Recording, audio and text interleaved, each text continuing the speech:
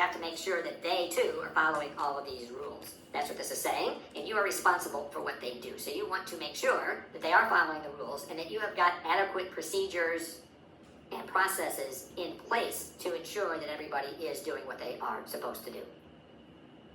Standards with respect to tax returns.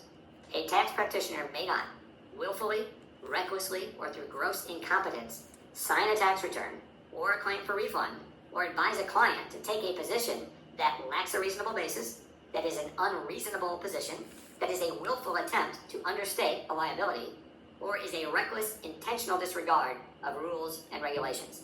And a pattern of conduct is a factor that will be taken into account in determining whether a practitioner acted willfully, recklessly, or through gross incompetence.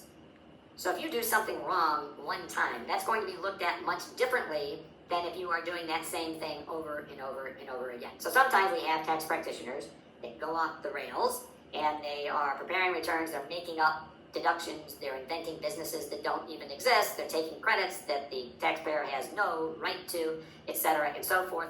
Obviously, those things are not allowed, but that doesn't mean if you messed up one time, you gave bad advice one time, that you're going to be in big trouble with the IRS. They are going to look at patterns of behavior and exactly what it is that you did.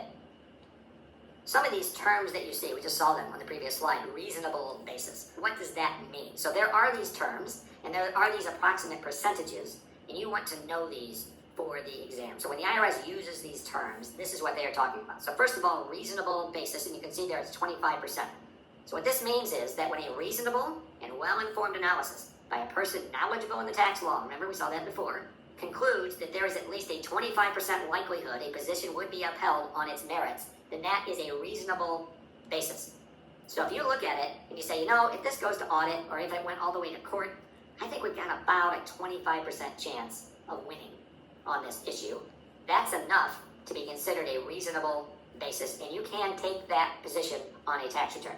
However, you must disclose it on the tax return, and we'll talk about how you disclose it here in a minute.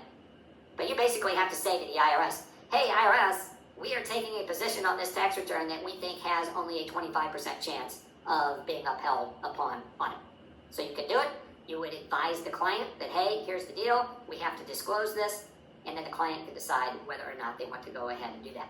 The next step up from that is a realistic possibility of success. So this is 33%. So if you think it's got about a 1 in 3 chance of prevailing, then you can take that position on the tax return, and you do not have to disclose it. However, you can avoid penalties if you do disclose it. So these are penalties both for the taxpayer and for the tax practitioner. So we'll talk about those later.